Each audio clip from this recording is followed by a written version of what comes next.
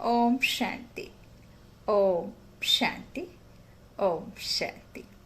17/12/2021 प्रातः मुरली। ओम शांति। बाप दादा मधुबन।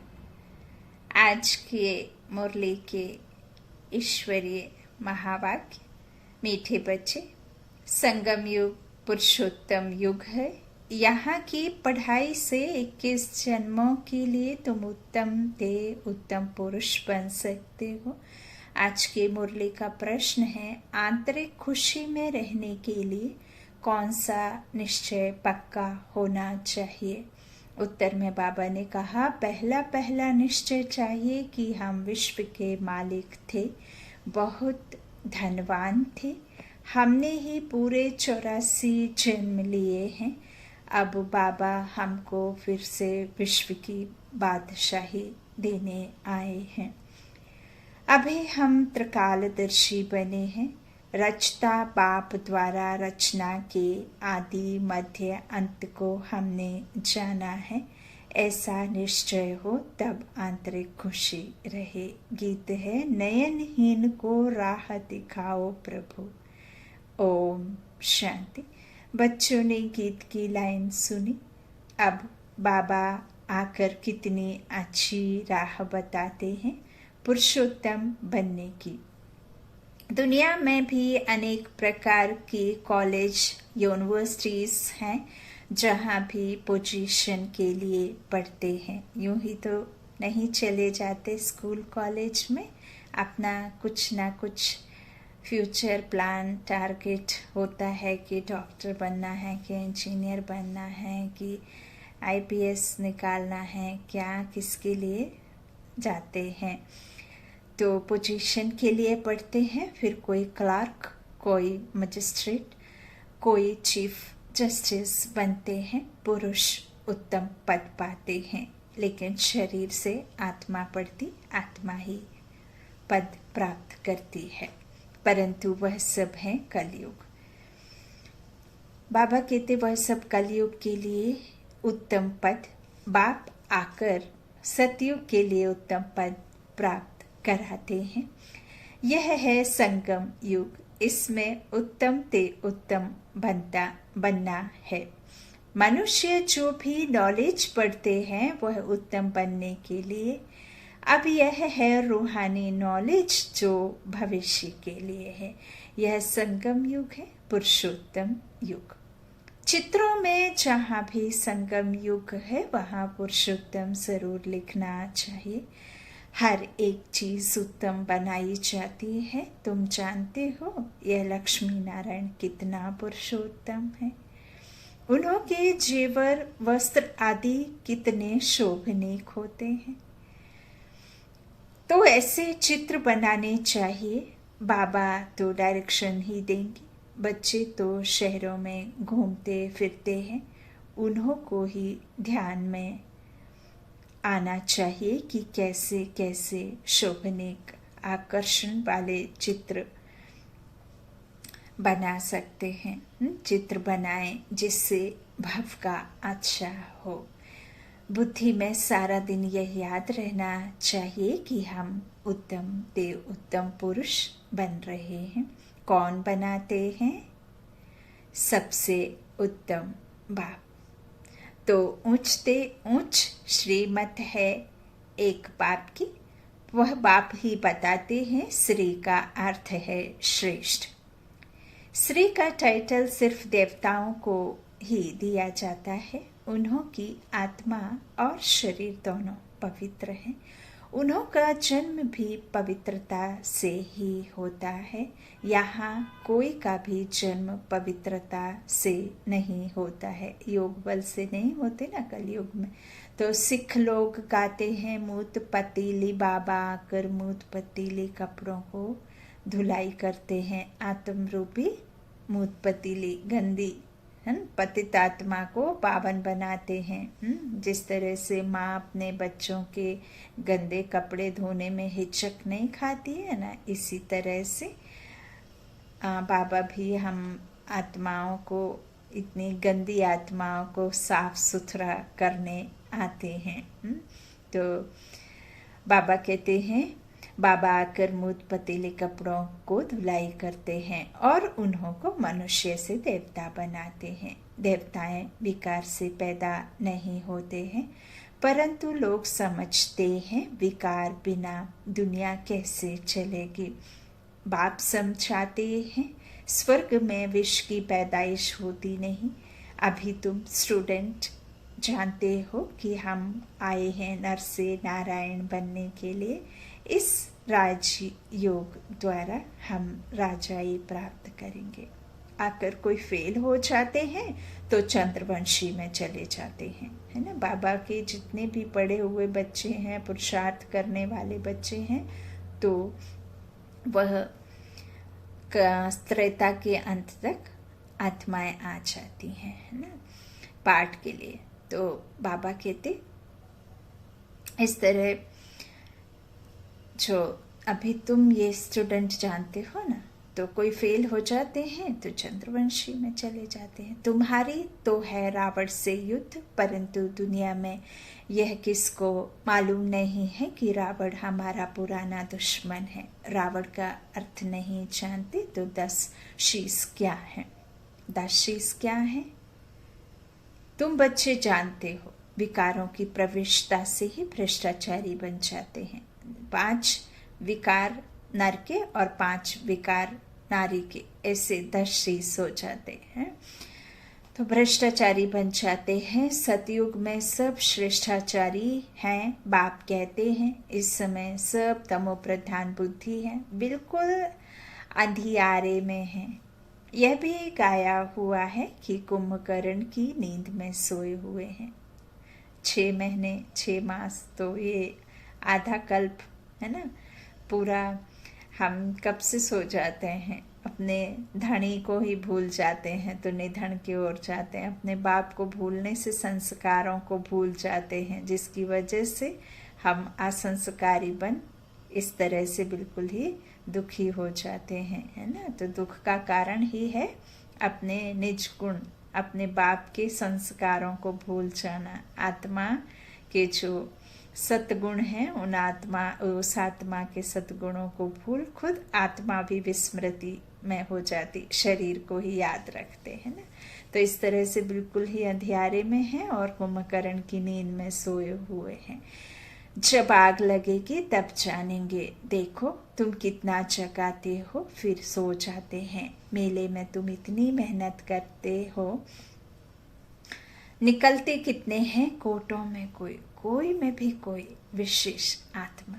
आगे चलकर बहुत वृद्धि होगी, तब मनुष्यों की बुद्धि खुलेगी। औरों के धर्म को बहुत समय से बाबा कहते औरों के धर्म तो बहुत समय से पुराने हो गए हैं, तो उन्हों की वृद्धि होती है। तुम्हारा यह छोटा सा पुराना झाड़ है, वे लोग तो सारा बाबा कहते हैं मांस मंदिरा सब कुछ खाते हैं, विकारों में भी जाते हैं। कहा जाता है संग तारे को संग बोरे। सत्य का संग तो एक बाप का ही है, कौन सा संग तारेगा यह नहीं जानते हैं। गाते हैं नैया मेरी पार लगाओ खेवैया, हे बागवान कांटों से फूल बनाओ, कांटों से हिफाजत करो, इस कांटों के जंगल से पार ले जाओ। अब फूल तो यहाँ बनना है, दैवी गुण धारण करने हैं, पुरुषोत्तम बनना है, खान पान भी शुद्ध होना चाहिए। जो चीजें देवताओं को स्वीकार नहीं कराई जाती हैं, तमो गुणी है, वह नहीं खानी चाहिए। सब्जियों में भी सतो रजो तमो है। आजकल तो मनुष्य गरीब है ना, ज्ञान भी गरीबों को लेना है। साहूकार लोग तो खूब पैसा उड़ाते हैं। बायोस्कोप देखना बहुत खराब है। बायोस्कोप अर्थात मूवी, है ना, सिनेमा, फिल्में। अखबार में भी पढ़ा था कि फिल्म देखने जाना गोया नर्क में जाना। जितना बड़े आदमी होते हैं उतना ही गंद जास्ती करते हैं, है ना। इस समय पूरा वैश्यालय है, बाप आकर शिवालय बनाते हैं। सारा मदार है पवित्रता पर, प्यूरिटी है तो पीस और प्रॉस्पेरिटी भी है। रावण राज्य में कोई पवित्र हो नहीं सकता, यह ही युद्ध की बात है। योग बल से ही तुम रावण पर विजय पाते हो। यहाँ कितने ढेर मंदिर हैं, परंतु बायोग्राफी किसकी भी नहीं जानते। शिव के मंदिर में जाकर पूछो, शिव की बायोग्राफी बताओ, तो कुछ पता नहीं सकेंगे। तुम्हारे में भी नंबरवार पुरुषार्थ अनुसार ज्ञान को जानते हैं। उत्तम, मध्यम, कनिष्ठ तो होते हैं। सारा मदार है पढ़ाई पर। आत्मा कहती है हम तो नर से नारायण बनेंगे। पढ़ाता तो सबको राजयोग हो, परंतु फिर भी पुरुषार्थ अनुसार उत्तम, मध्यम, कनिष्ठ बनते हैं। इसलिए बच्चों को पढ़ाई पर बहुत ध्यान देना चाहिए। शिव भगवानो बाच कि योग अग्नि से तुम्हारे पाप भस्म हो जाएंगे, है ना। बाबा कहते योग अग्नि से ही तुम्हारे पाप भस्म होंगे और सतो प्रधान बन जाएंगे। इसलिए बच्चे याद की यात्रा को भूलो मत। अपनी दिल से पूछो कि हम प्रदर्शनी में ज्ञान तो बहुत अच्छा समझाते हैं, परंतु याद की यात्रा में रहते हैं, याद में फेल है, इसलिए वह अवस्था, वह खुशी कायम नहीं रहती। इस सब्जेक्ट में बच्चों को अभ्यास बढ़ाना चाहिए। चित्र भी ऐसे शोभनीक बनाने चाहिए जो कोई भी आकर पढ़ने से ही नॉलेज समझ जाए। अच्छी चीज होगी तो देखने बहुत आएंगे। इन चित्र बनाने वालों को कितना इनाम मिलता है। देवताओं के चित्र को खास पुराना करके बेचते हैं तो मनुष्यों को बहुत पसंद आते हैं, बहुत पैसे देकर भी खरीद करते हैं। देवताएं सतो प्रधान थे तो उन्हों के चित्रों का भी कितना मान है, परंतु यह नहीं जानते कि भारत ही पुराने ते पुराना है। सबसे पुराने से पुराना है शिव बाबा। पहले पहले शिव ही आते हैं, मनुष्य तो मुझे हुए हैं, है ना। तुम भी अभी समझते हो कि पहले हम तुच्छ बुद्धि थे, अब क्या से क्या बन गए हैं। हम विश्व के मालिक थे, बहुत धनवान थे, परंतु तुम्हारे में भी निश्चय बुद्धि थोड़े हैं। नहीं तो बच्चों को आंतरिक खुशी होनी चाहिए कि वाह, हमने तो पूरे 84 जन्म लिए हैं। कम पढ़ने वालों को कम जन्म मिलेंगे। जो सूर्यवंशी में आएंगे उन्होंने जरूर अच्छी पढ़ाई की होगी। यह पढ़ाई कितनी अच्छी है।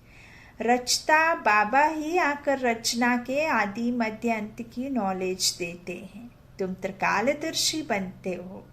कोई से पूछो तुम त्रिकालदर्शी हो, तीनों ही कालों का तुमको ज्ञान है, तो कहेंगे यह सब कल्पना है। किसी एक ने कहा तो और भी कहते रहेंगे। अब तुम्हारी बुद्धि में सारा ज्ञान है और परमात्मा बाप है, यह भी तुम जानते हो। गीता में लिखा है कि परमात्मा का रूप तो हजारों सूर्य से भी तेजोमय है, परंतु ऐसा है नहीं। बाबा तो बिल्कुल शीतल है, बच्चों को भी आकर शीतल बनाते हैं। जैसे बाबा ज्योति बिंदु है, वैसे आत्मा भी ज्योति बिंदु है। जैसे फायरफ्लाई होता है, वह तो देखने में आता है, बाबा तो दिव्य दृष्टि बिना देखने में नहीं आता है। तुम जानते हो परमात्मा ज्ञान का सागर है, तुम बच्चे भी मास्टर ज्ञान सागर बन रहे हो। आत्मा कितनी छोटी है, इसमें सारी नॉलेज भरी हुई है। आत्मा ही सुनती है, आत्मा ही धारण करती है, आत्मा ही शरीर द्वारा समझती है ना। यह बातें कोई को भी समझाने आएंगी नहीं, तुम भी बाप द्वारा समझ और समझा सकते हो। परमपिता परमात्मा ही पतित पावन व ज्ञान का सागर नहीं कह सकते हैं, बुलाते भी हैं एक को ही कि हे पतित पावन आओ, ना कि कृष्ण व राम को कहते हैं। सीता का राम कोई पतित पावन था क्या? सीता का राम कोई पतित पावन था क्या? तुम सब भक्तियां हो, भगवान एक है, तुम सब ब्राइड्स हो, सजनिया, दुल्हन। मैं तुम्हारा ब्राइड ग्रूम हूँ, दूल्हा हूँ, है ना। ब्राइड ग्रूम हूँ, मैं आता हूँ तुम्हारा श्रृंगार कराने। सभी आत्माओं को मैं आकर भक्ति का फल देता हूँ। यह पढ़ाई कितनी बड़ी है, नर से नारायण बनाती है, कितना नशा होना चाहिए। बाप आए ही हैं अविनाशी ज्ञान रत्नों का दान देने, यह है अच्छे ते अच्छा दान। शिव के आगे जाकर कहते हैं झोली भर दो। तुम्हारी बुद्धि में अभी सारा ज्ञान है कि हम ही अब संगम पर हैं। हमको शिव बाबा विष्णुपुरी का मालिक बनाते हैं। अब हम ब्राह्मण हैं, फिर हम देवता बनेंगे, फिर क्षत्रिय, वैश्य, शूद्र बनेंगे। यह है हम सो हम का राज। मनुष्य कहते हैं आत्मा सो परमात्मा, बाप समझाते हैं हम सो पूज्य, हम सो पुजारी कैसे बनते हैं। सतो प्रधान, सतो रजो तमो में कैसे आते हैं, इस राज को भी तुम ही जानते हो। यह धारणा करने की बातें हैं। इस पढ़ाई से कितनी बेहद की राजधानी स्थापन हो रही है। तुम पढ़ रहे हो भविष्य 21 जन्मों के लिए, नंबर वार पुरुषार्थ अनुसार। कोई राजा, कोई रानी, कोई प्रजा जाकर बनेंगे। वहाँ सबको सुख ही सुख है, यहाँ तो कर्मों अनुसार दुख मिलता है। यह है ही दुख धाम, वह है सुख धाम। अब बाबा कहते हैं बच्चे, ऐसा कोई बुरा काम मत करो जिसकी सजा खानी पड़े। अगर फिर भी ऐसे कर्म करते हैं तो पद भी ऐसा मिलेगा। अगर अच्छी तरह पढ़ेंगे तो कल्प कल्पांतर की प्रारब्ध बन जाएगी। अभी यह ज्ञान है, फिर प्रायः लोप हो जाएगा। अभी तुम पुरुषार्थ नहीं करेंगे तो बहुत पछताएंगे। बाप कहते हैं दैवी गुण धारण करो, नहीं तो कर्म विकर्म हो जाएंगे। यह सब मनुष्य के कर्म विकर्म बनते हैं, यह तुम्हारे सिवाय कोई जानते ही नहीं। गीता का भगवान कब आया यह कोई बता ना सके। कहते हैं द्वापर में आया। वेद शास्त्र बने ही द्वापर में है, और द्वापर में ही आसुरी संप्रदाय हो गए। बच्चे कहते हैं बाबा हमको इस पाप की दुनिया से ले चलो। अब पाप की दुनिया से कहाँ ले जाएंगे?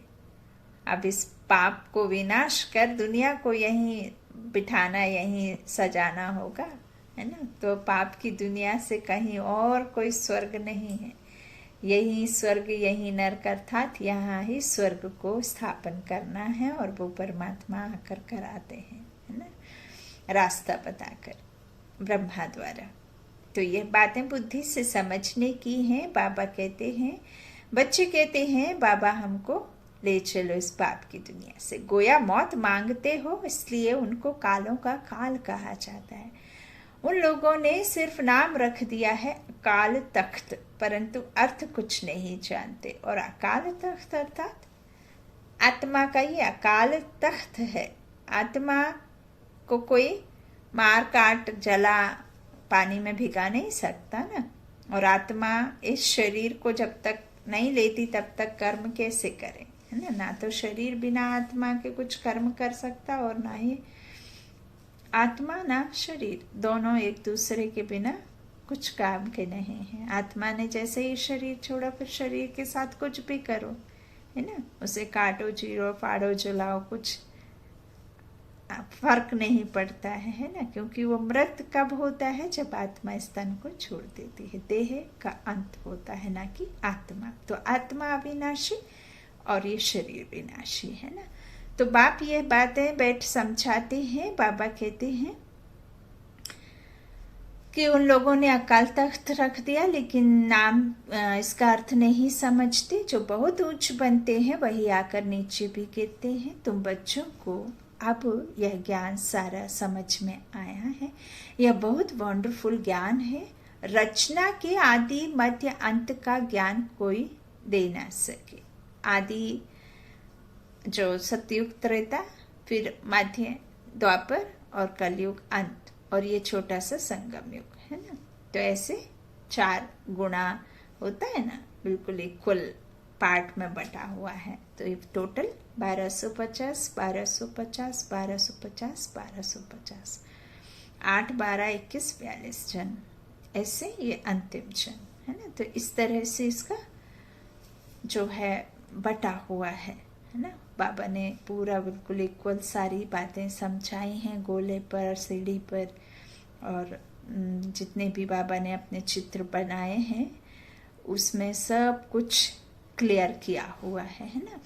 ओम शांति। तो बाबा कहते हैं आदि मध्य अंत का ज्ञान मेरे सिवाय कोई दे नहीं सकता है ना। ज्ञान कोई दे ना सके, नहीं तो निराकार को नॉलेजफुल कहने से फायदा ही क्या। और वो नॉलेज खुद के पास रख करके भी करेंगे क्या। उन्हें तो जन्म मरण में आना नहीं है, उन्हें तो गति दुर्गति में जाना नहीं है ना। तो इस तरह बाबा रख करके भी क्या करें, तो वो तो देंगे, दाता हैं, नॉलेजफुल हैं, तो ज्ञान देंगे, रख कर कुछ फायदा नहीं। तो बाबा कहते नहीं तो निराकार को नॉलेजफुल कहने से फायदा ही क्या। जब तक वह आकर ज्ञान ना देवे, सब आत्माएं निराकारी दुनिया से यहाँ आकर पाठ बजाती हैं इस तन को लेकर है ना।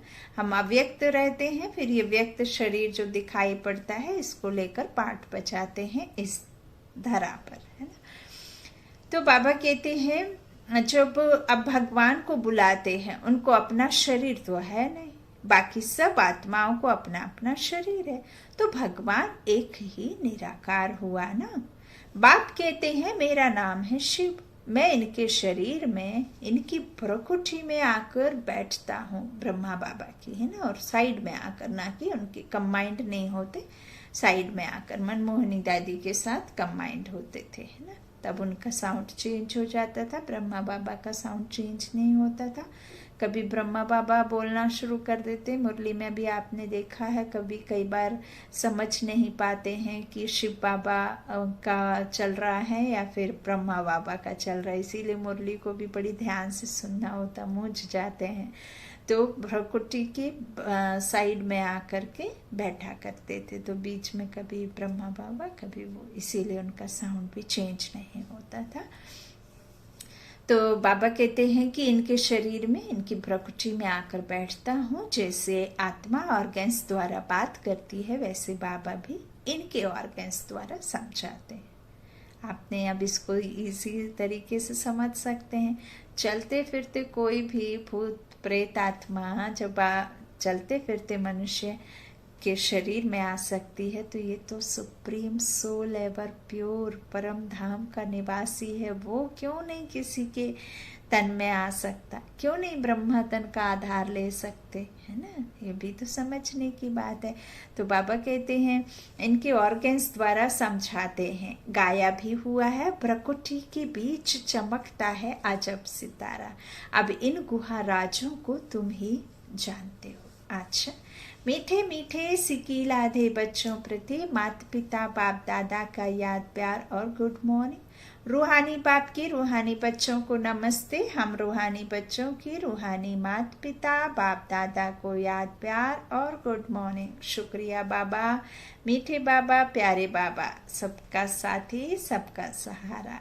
धारणा के लिए मुख्य सार है। पहला बाबा ने कहा अपनी ऊंची प्रारब्ध बनाने के लिए पढ़ाई अच्छी तरह पढ़नी है, कोई भी बुरा काम नहीं करना है। दूसरा बाबा ने कहा अपना खान पान बहुत शुद्ध रखना है, देवताओं को जो चीज स्वीकार कराते हैं वही खानी है, पुरुषोत्तम बनने का पुरुषार्थ करना है। वरदान है त्याग तपस्या द्वारा सेवा में सफलता प्राप्त करने वाले सर्व के कल्याणकारी भव। जैसे स्थूल अग्नि दूर से ही अपना अनुभव कराती है, ऐसे आपकी तपस्या और त्याग की झलक दूर से ही सर्व को आकर्षित करे। सेवाधारी के साथ साथ त्यागी तपस्वी मूर्त बनो, तब सेवा का प्रत्यक्ष फल दिखाई देगा। त्यागी अर्थात कोई भी पुराने संकल्प व संस्कार दिखाई ना दे। तपस्वी अर्थात बुद्धि की स्मृति व दृष्टि से सिवाय आत्मिक स्वरूप के और कुछ भी दिखाई ना दे। जो भी संकल्प उठे उसमें हर आत्मा का कल्याण समाया हुआ हो, तब कहेंगे सर्व के कल्याणकारी। आज का स्लोगन है, देह भान से पार जाने के लिए चित्र को ना देख, चेतन और चरित्र को देखो। देह भान से पार जाने के लिए चित्र को ना देख, चेतन और चरित्र को देखो।